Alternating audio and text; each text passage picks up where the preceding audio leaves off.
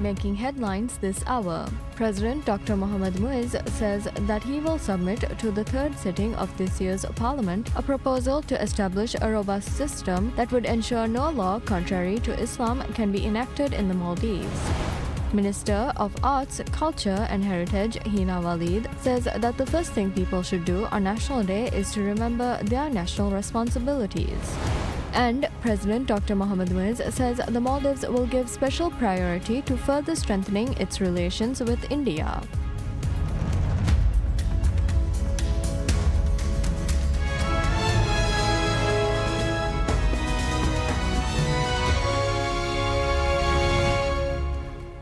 Bismillahirrahmanirrahim. Assalamu alaikum and welcome to PSM News in English with me, Fatma Zaina Rifat. And now for the news in detail. President Dr. Mohammad Muiz says he will submit to the third sitting of this year's parliament a proposal to establish a robust system that would ensure no law contrary to Islam can be enacted in the Maldives. The president made the remarks while delivering his speech at the official ceremony marking National Day.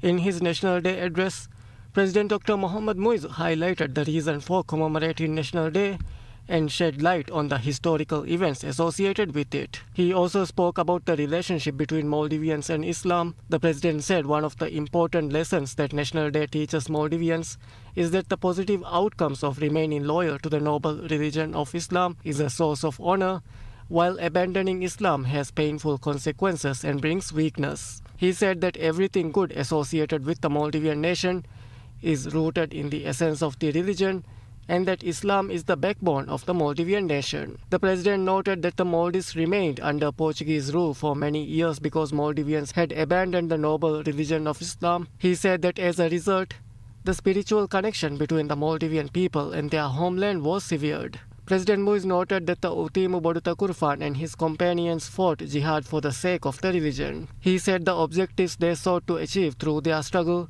was something that Maldivians continue to remember. Therefore, he said the connection between the events commemorated on National Day and the noble religion of Islam is clearly evident.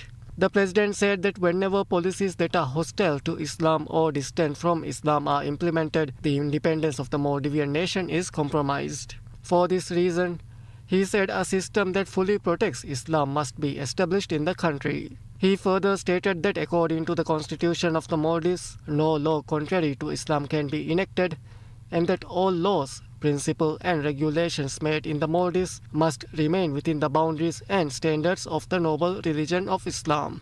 President Muiz said he would ensure both in principle and institutionally a robust system in the Maldives that would prevent the enactment of any law contrary to or incompatible with Islam. The president also noted that the successful life and achievements of the hero commemorated on National Day demonstrates that morality is the strongest foundation for building the human and spiritual character that Maldivians aspire to through the principles of the noble religion of Islam. He emphasized that for a society, morality involves caring for the social values held by its members. He said it is important both to implement laws, regulations and principles and to submit to and abide by them. In his address, President Muiz said that the most important resolutions Maldivians should make on National Day is to foster civilized and refined qualities within society. He expressed his resolve to revive within the Maldivian Ummah a sense of unity in which people value one another, care for one another, and show each other respect in every sense. President Dr. Mohammad Muiz says that National Day is a great privilege that reminds Maldivians of the honor of expressing their love for the nation. The president made the remarks while delivering his address at the official National Day ceremony. Addressing the National Day gathering, President Muiz said the occasion should remind Maldivians of the response given by the Maldivian people to the Portuguese occupation during the reign of the 9th Sultan Hassan and how the circumstances of the Maldives changed as a result. He said that while under Portuguese protection, Sultan Hassan had undermined the religious sanctity of Maldivians and, with the support of foreign powers, created ties that were harmful harmful to the nation in pursuit of the Maldivian throne. In response to this situation, Maldivians place the Maldivian nation and national values first, while also upholding the Maldives and the noble religion of Islam as priorities, the president said. President Muiz said another important reality demonstrated by National Day and the ancestors was that although only a small number of people may have taken up arms, Maldivians at different levels have always placed national interests first. He said the shedding of blood and sacrifice for the rights of the nation is a defining characteristic of the Maldivian national spirit, and there should be no distinction between different professions or groups in this regard. Another reality that National Day conveys, he said, is a wholehearted response that has come from across the Maldives to the National Day call. The president said that, therefore, the outlook of the entire Maldives should be to learn from the wise actions of their honored ancestors and safeguarding the rights of this beloved nation. President Muiz also said that Maldivians are a people of the sea and that following the example of the Utimo Maharadun, they became skilled seafarers. He said the lesson to be drawn from this is the need to provide children with the knowledge and skills related to that era. Another lesson National Day reminds Maldivians of, President Muiz said, is their national sovereignty and the independence of the nation exist together with their religion. Minister of Arts, Culture and Heritage Hina Walid says that the first thing people should do on National Day is remember their national responsibilities. Minister Hina made the remarks while speaking at the National Day ceremony. This year's National Day is being commemorated in Utimuha Alif Atoll. Speaking at the ceremony, Minister Hina said National Day is being celebrated in Utimu as an expression of love and respect for Boduta Kurufan. She said the government is giving special attention to protecting the heritage associated with the national hero and keeping his memory alive for future generations, while expressing gratitude for the victory and prosperity his struggle and sacrifice brought to the Maldives. Minister Hina also thanked President Dr. Mohammad Muiz for initiating a national project to revive and promote the memory of Boduta Kurufan and establish it as a national symbol. The minister said National Day is a day that encompasses the meaning of everything related to the nation. She described it as an opportunity to connect the past with the present, reflect on both, and prepare for the future. She said the first thing people should do on National Day is remember their national responsibilities. The minister said a nation is a community of people and that there are numerous conditions and characteristics required for such a community to become a nation. She said the Maldives became a nation because the conditions were fulfilled and its national characteristics grew particularly strong. Minister Hina said that when looking at these matters in the context of the present day, there are several questions that need to be asked. These include questions about why the Maldives became a nation and the circumstances in which those reasons came about. Minister Hina also called on young people today to embrace national values, strengthen and promote unity, and build and maintain trust in all of its forms. She further urged people as they commemorate National Day to learn lessons from the past, prioritize protecting and safeguarding national sovereignty, contribute to building society, and cultivate love for the nation. President Dr. Mohammad Muiz confers the prestigious Order of the Dignified Rule of the Diamigili dynasty upon Ahmad Shakir for more than 4 decades of public and literary service, and the National Award of Honor upon Muhammad Amir Ahmad for his contributions to Divehi literature at the official National Day ceremony in Utimu Ha Alif Atoll. Ahmad Shakir and Muhammad Amir Ahmad are two distinguished figures whose lives have made a lasting contribution to Divehi language, literature, culture, and national history. Ahmad Shakir entered public service in 1969 at the government printing press, where he worked alongside leading intellectuals and developed a deep understanding of formal Divehi. His career later took him abroad, the Japanese vessel Hokomaru No. 56, where he taught himself Japanese and translated an English novel into Divehi. His talent in theatre soon brought him recognition. He performed with the renowned Olympians troupe and later co-founded the Cultural and Dramatic Society. At Television Maldives, he became a producer, writer, actor, and narrator, contributing to numerous landmark teledramas and historical productions. Shakir's greatest contribution, however, may be his work documenting Maldivian history. Commissioned during the administration of President Maumoon Abdul Gayoom, he recorded important aspects of 20th century Maldives and authored the extensive volume Maldives in the 20th Century, along with numerous institutional histories and biographies.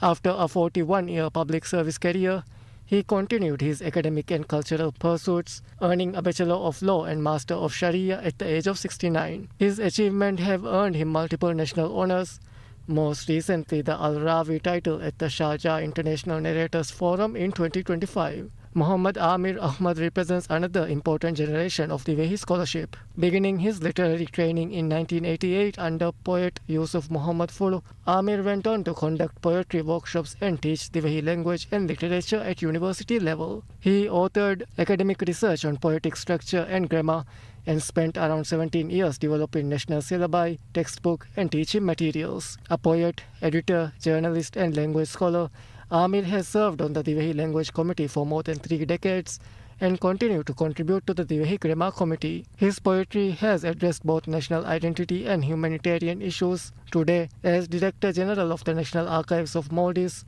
Amir continues this tradition of preserving the nation's language and heritage. Together, Ahmad Shakir and Muhammad Amir Ahmad embody 2 generations of dedication to the Divehi language through literature, performance, scholarship, education, and the preservation of Maldivian history. President Dr. Mohammad Muiz officially inaugurates the Bodutakruffanu Dorashi, a commemorative gateway developed in Utimo in Ha Alif Atoll under the government's Reviving Ghazi Radung's Memory initiative. The monument was unveiled during a formal ceremony coinciding with the president's official visit to the island for National Day celebrations. Attended by invited dignitaries and local residents, the proceedings concluded with President Dr. Mohammad Muiz touring the completed waterfront structure, which complements an existing monument to the sailing vessel Karu of Ummi at the island's harbour. Conceived as a tribute to Sultan Al-Ghazi Muhammad Takurufan Al-Awzam, known as Bodu Takurufan, the gateway commemorates national liberation from Portuguese colonial rule following his victory 467 years ago. The structure incorporates 6 primary pillars inspired by ancient mosques, each honoring a historical figure from the maritime campaign: Muhammad Takurufan, his elder brother Ali Takurufan, his younger brother Hassan Takurufan, Dua Faru Dandahelu, and Ali and Hassan Haji of Timarafushi. At night, 6 lanterns on the upper tier illuminate the structure, which features replicas of historical mosque stone carvings and 16th century lacquer work. A central portal model after early mosque entranceways represents Bodu Takurufan's defense of the Islamic faith and promotion of religious education. Resting on a stepped foundation beneath the state emblem, the gateway incorporates early Tana script and an engraving of the poem Tarihi Handang by the late Muhammad Jamil Didi. Ministry of Arts, Culture and Heritage officially described the gateway as the practical launch of a broader policy championed by the President to safeguard physical legacy and monetize cultural heritage. Under this program, the administration intends to establish Utimu as a premier heritage destination. Officials projected that tourism will drive demand for guest houses, restaurants, cafes, maritime transport, tour guides, and handicrafts, reinforcing ongoing public service upgrades. President Dr. Mohammad Muiz inaugurates the new heritage installation, Wahakawau, during his visit to Utimu Ha Alif Atoll for the National Day celebrations. Situated in the natural forest adjoining the historic Kanduwalu Mosque, the initiative presents an immersive story trail where visitors can trace the struggle of national hero Bodu Takurufanu, who liberated the Maldives from Portuguese rule in the 16th century. The trail consists of 14 information boards placed sequentially along winding pathways, each narrating pivotal moments from the Portuguese seizure of Malé in 1558 through the construction of the legendary sailboat Karu of Ummi in Bara to the decisive victory of 1573. By embedding these panels among the trees, the project blends education, art, and the island's lush environment into a single experience. The Ministry of Arts, Culture and Heritage said that the Wahakawau offers a unique opportunity to engage with Maldives' history while enjoying the serenity of Utimu's forest. It aligns with President Muiz's vision to prioritize nationalism, preserve the legacy of Qazi Bandarang, and generate sustainable revenue from cultural heritage. The installation is part of the broader project to preserve the legacy of Qazi Bandarang and generate revenue from heritage, which aims to transform Utimu into a focal point for cultural tourism. The ministry anticipates that the trail will draw both domestic and international visitors, lengthening their stay and boosting demand for local guest houses, cafes, transport services, and artisan crafts. By combining historic storytelling with natural beauty, Wahakawau seeks to protect the island's heritage, inspire younger generations, and create new economic pathway for the community. President Dr. Mohamed Muiz says the government's biggest project is relocating the Malé commercial harbour to the industrial island of Tilafushi. Speaking on the Pulse podcast series, President Dr. Mohamed Muiz said the Tilafushi port project is the government's highest priority project and would provide the biggest boost to the Maldivian economy. The relocation of Malé commercial harbour to Tilafushi is described by the government as one of President Muiz's most important economic pledges. The government has also said the project will provide a permanent solution to the space constraints currently facing the port. The port being developed in Tilafushi is planned as a state-of-the-art multi-purpose facility designed to meet international standards and adapt to modern developments. The project is a key step towards establishing a comprehensive logistics system capable of providing uninterrupted services around the clock. The port will include a modern container terminal and multi-purpose terminals. It will also feature cold storage facilities for perishable goods as well as bonded warehouses. President Dr. Mohamed Muiz says the Maldives will give special priority to further strengthening its relations with India. The president made the remarks in a social media post marking India's 80th Independence Day. In the post, President Dr. Muiz extended greetings to the Indian President Draupadi Murmu, Prime Minister Narendra Modi, and the people of India on the occasion of the country's Independence Day. President Dr. Muiz said the past 8 decades of independence symbolize the aspirations and resilience of the government and the people of India. He said that Maldives and India share close relations built on friendship and mutual respect, adding that the Maldivian government will give special priority to further strengthening these ties. The Maldives and India have long-standing and strong relations, even before diplomatic relations were formally established between the two countries on November 1, 1965. Maldivians maintained strong trade relations with India. Relations between the two countries have continued to strengthen since President Dr. Muiz assumed office. During Indian Prime Minister Narendra Modi's visit to the Maldives to mark Independence Day last year, agreements were concluded in several key areas. In addition, the Maldives and India are holding discussions at various stages towards establishing a free trade agreement. India marks its Independence Day on 15th August each year. The day commemorates the end of British colonial rule in August 1947 and India gaining independence. The State Minister for Education, Higher Education and Skills Development, Ahmed Shafiu, warns the Parliament that completely restricting online learning would be counterproductive and would deny many Maldivians their right to education.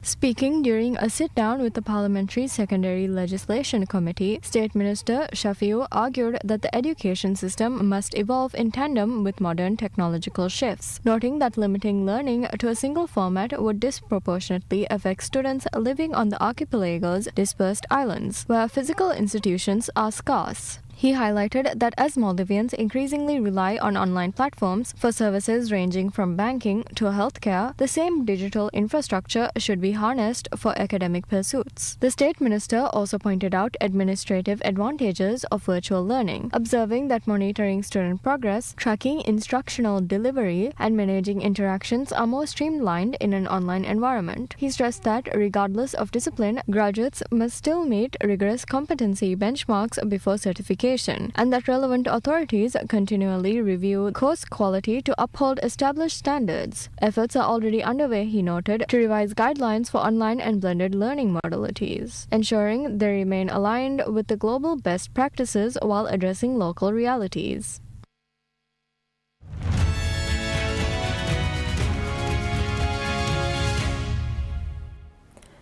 A U.S. federal appeals court says a judge erred in dismissing a $6.7 billion lawsuit accusing Bristol-Myers Squibb of cheating former Celgene shareholders by delaying federal approval for 3 drugs, including the cancer treatment Breyanzi. In a 3-0 decision, The Second U.S. Circuit Court of Appeals in Manhattan said UMB Bank was entitled to represent the Celgene shareholders as a trustee despite an error in how it was appointed. Bristol Myers and its lawyers did not immediately respond to requests for comment. UMB and its lawyers did not immediately respond to similar requests. Thursday's decision revived a lawsuit that U.S. District Judge Jesse Furman in Manhattan dismissed in September 2024. It was not immediately clear how the decision affected UMB's similar lawsuit, raising several new claims against Bristol Myers, and which Furman let proceed last December.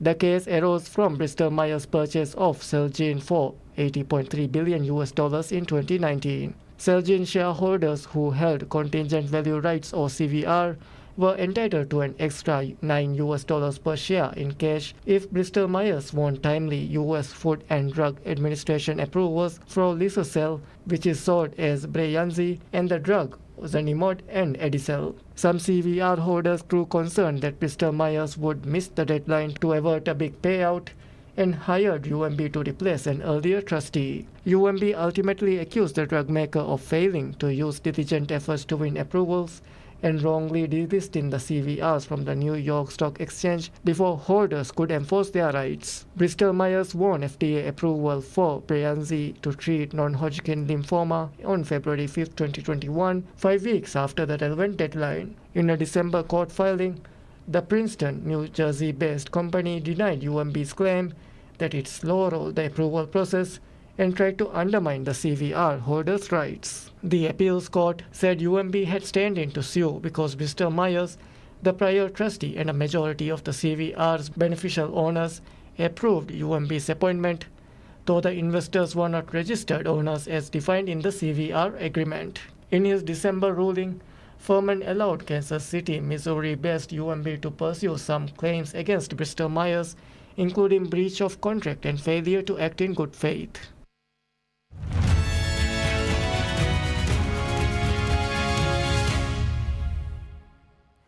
Iranian Foreign Minister Abbas Araghchi says that Washington must meet conditions on the Strait of Hormuz in order for shipping to resume in the waterway.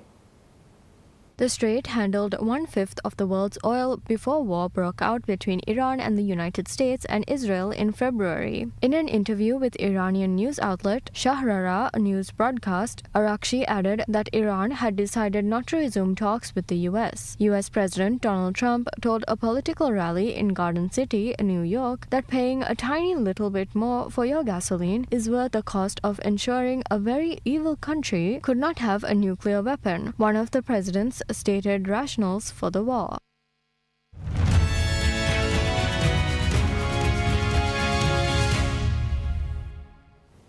Paris Saint-Germain signs Spain's World Cup winning forward Ferran Torres from Barcelona on a contract until 2031.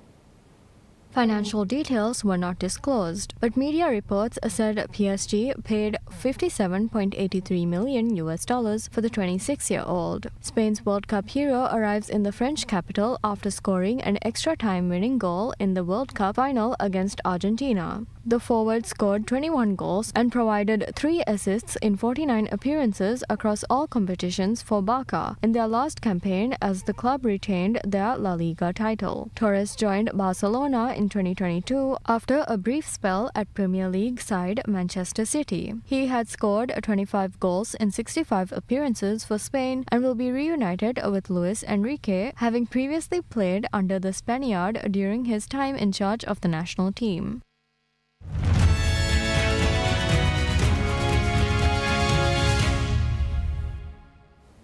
Hong Kong's first locally born giant panda twins, Jia and Dada, celebrates their second birthday with special bamboo treats and enthusiastic cheers from fans at Ocean Park, Hong Kong.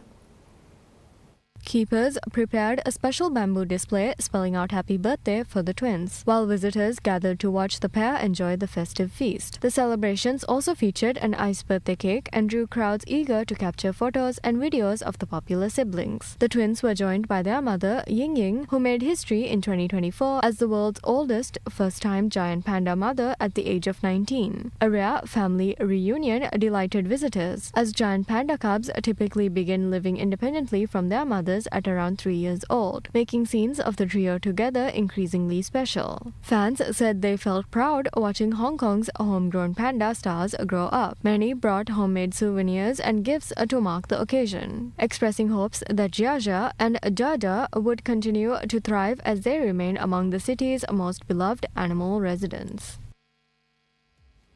And that's all the news we have for you today. Thank you for watching PSM News.